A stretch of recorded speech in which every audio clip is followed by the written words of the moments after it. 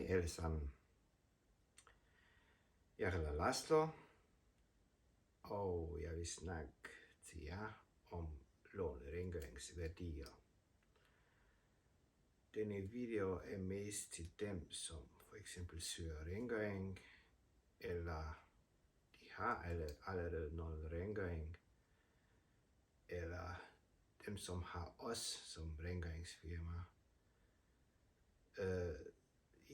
Med denne video jeg vil gerne give jer nogle informationer om os, hvad vi tænker om, hvad er vores værdier, og måske hvilke værdier I skal gå efter, når I søger rengøring. Selvfølgelig det er forskelligt fra firma til firma, hvordan de håndterer kunderne, medarbejderne, selv opgaverne. Vi har valgt fra starten af at have nogle værdier, og især mig, som var i spidsen, især i starten, har bestemt om hvilke værdier det skal være, og hvilke værdier vi skal gå efter. Vores første værdi er at være ærlig og at være mennesker. I den her verden, jeg tænker, at det er meget vigtigt, at man bliver mennesker, at man bliver ærlig, at man holder efter nogle gamle regler, det som jeg har hørt fra min mor, fra min bedstemor, at ved du hvad, Laszlo, du skal blive mennesker i dit liv. Så den værdi, jeg har løftet over i den her firma, i lånerengøring. Så i disse år fra 2011, vi har arbejdet efter, at vores ydelse, vores medarbejdere, vores forhold til skat og alle de der indbetalinger, det skal være på plads og ikke være profitorienteret. Det vil sige, det kommer ikke på første plads, at vi skal have flere kunder, flere penge, flere omsætning og flere medarbejdere osv. osv. Derfor det gik op og ned med vores indtægter. Men alt i alt, vi kan ikke klage. Vi har dem, som vi skal have, og medarbejderne, tænker jeg, de har også deres del.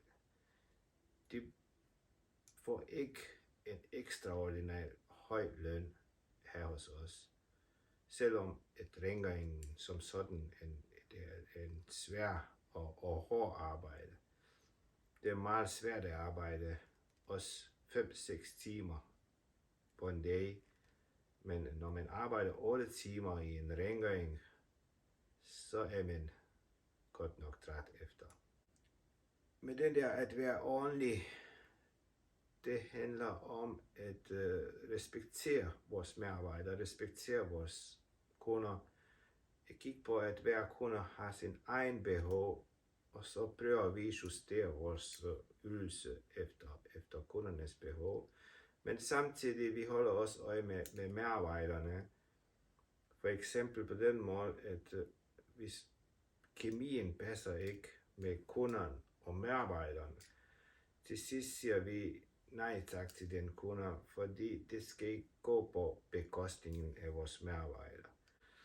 En anden værdi, at vi kender alle vores medarbejdere. Det er nogle kendte mennesker. Vi er omkring 30 medarbejdere her i den her firma, og vi kender alle sammen. Og vi har ikke noget vikar udefra, som ikke kender. Så for eksempel, når vi ikke kan klare en opgave, så siger vi ærligt nej, det kan vi ikke. Vi ikke nødvendigvis tager underleverandør og anden vikar og alt muligt, bare for at kunne klare opgaver og for at holde omsætningen på plads eller udvikle igen. Så vi stoler på vores medarbejdere. Det er et stort ansvar, når vi kommer i kundernes hus, lejlighed. De skal have tillid til os, og vi prøver ikke misbruge den tillid, som kunderne har til os. Derfor vi bruger igen, hvis en af vores medarbejdere er syg, så der kommer en anden medarbejder, som arbejder i andre områder, og måske det har nogle huller i kalender. Så vi bruger ikke vikar udefra. Så altid det er nogle kendte mennesker, det er altid nogen, som er vant til at gøre rent, ikke bare en udefra tilfældige mennesker, som vi sætter til opgave. Vi prøver at holde vores aftaler. Vi gør alt. Selvfølgelig det er umuligt at forudse alle forhindringerne, men alt hvad kan forudses, alt hvad kan gøres, vi prøver lige at holde, hvis vi siger, at vi kommer der og der, så prøver vi at holde for hver pris vores aftaler. I forhold til vores kommunikation, det er også igen fra starten af, vi har ikke rigtig noget kontor til os som sådan. Vi tager opgaverne, som det kommer, og tit ofte vi svarer hurtigt som muligt til vores kunder. Nogle gange også om aftenen eller sent på aftenen. Så vores kontortæller, det er meget fleksibelt. Vi prøver selvfølgelig at passe på vores kontormedarbejdere, men igen, vi prøver lige at orientere os efter kundernes behov og give svar hurtigt som muligt til dem, så de ikke går med nogle spørgsmål uden svar.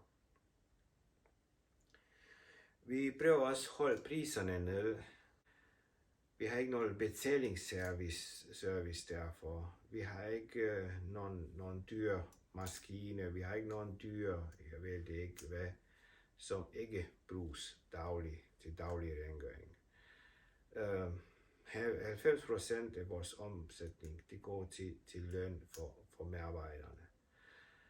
Vi prøver også at købe den relativt gode, men stadigvæk ikke så dyre materialer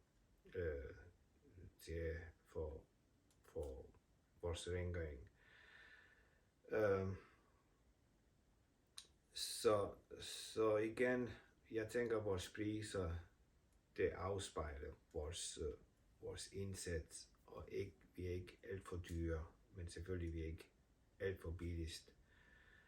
Vi er ikke alt for billigst, fordi igen, vi betaler vores skat. Vi har ikke noget sort arbejde, og det betyder, at når du betaler alt skat og moms til tiden, og ikke bruger sort arbejde eller en eller anden, så kommer omkostningerne også efterfølgende. Vi kan ikke konkurrere med dem, som måske siger, at ved du hvad, en time kommer på faktur, og den anden time kommer i pengene eller sort eller den slags. Vi kan ikke konkurrere med dem, men når du tager lån og rengøring, du kan være sikker på, at alt er lovligt, alt er efter reglerne, vi har revisor, og alt er som det skal. Hvis I oplever noget andet, så skriv til mig, jeg skal nok tage mig, men det håber jeg ikke, at I finder noget sort her hos os. I forhold til kvaliteten, vi prøver altid at levere den bedste kvalitet som muligt.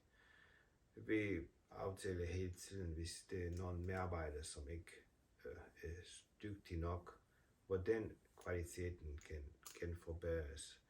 Så alt i alt, vi er altid på at levere den bedste kvalitet som muligt. Oplære vores medarbejdere, oplære vores nye medarbejdere, og igen efter behov, også de gamle medarbejdere, hvis vi oplever, at på nogle punkter ikke passer med, hvad det bliver aftalt. Vi har ikke nogen bindingsperioder, vi ikke binder vores kunder. Dem, som har ikke lyst til at bruge os mere, de kan opsige aftalerne uden bedingsperioder. Så prøv lige det, og se, hvad vi kan levere til dig. Eller prøv lige at se, om andre firmaer har det samme kvalitet. Vi ses. Jeg kommer snart med en ny video. Hej hej.